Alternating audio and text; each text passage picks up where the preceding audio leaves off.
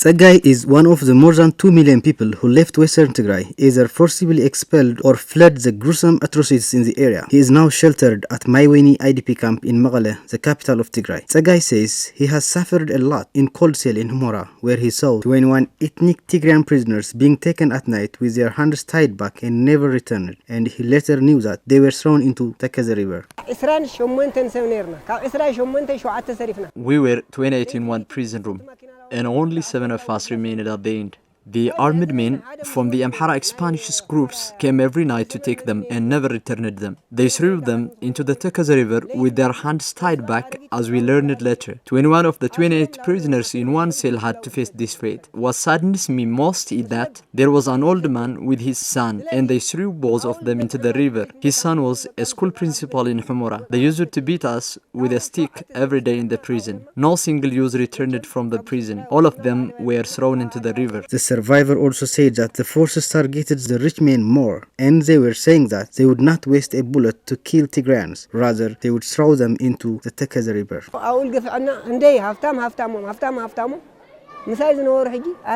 Investors were targeted more. There were 4 investors from my cadre imprisoned with me. They took all of them and they disappeared. The prison guards had 3 separate rooms where they would select individuals from each cell and make them ready for execution. Other armed men would come at night and take them in their cars. The forces were saying that they wouldn't waste a bullet to kill Tigrayans, rather they would throw them into the river. Tigray also says arresting ethnic Tigrayans was everyday phenomenon in Adavai, from where he was taken to a prison in Humora town, administrative seat of the western zone of Tigray. He says armed men came to his home at night and took his neighbor and him out, saying they were juntas and they had guns, and they killed his neighbor on the road with a gunshot. Tigray adds he suffered a lot in the extremely hot prison cell with his hands tied back for 36 hours and abandoned without food and drink.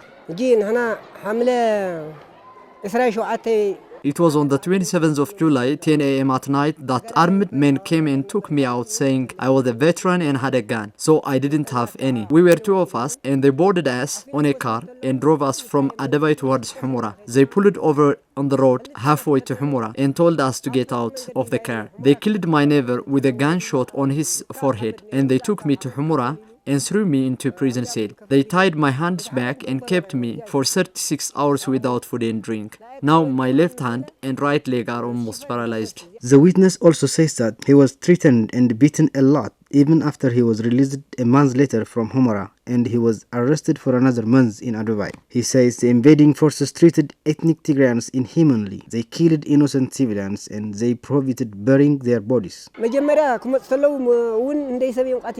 When they first arrived, they killed dozens of innocent civilians. For example, Muruz and Biroso among the ones I saw. They prohibited burying.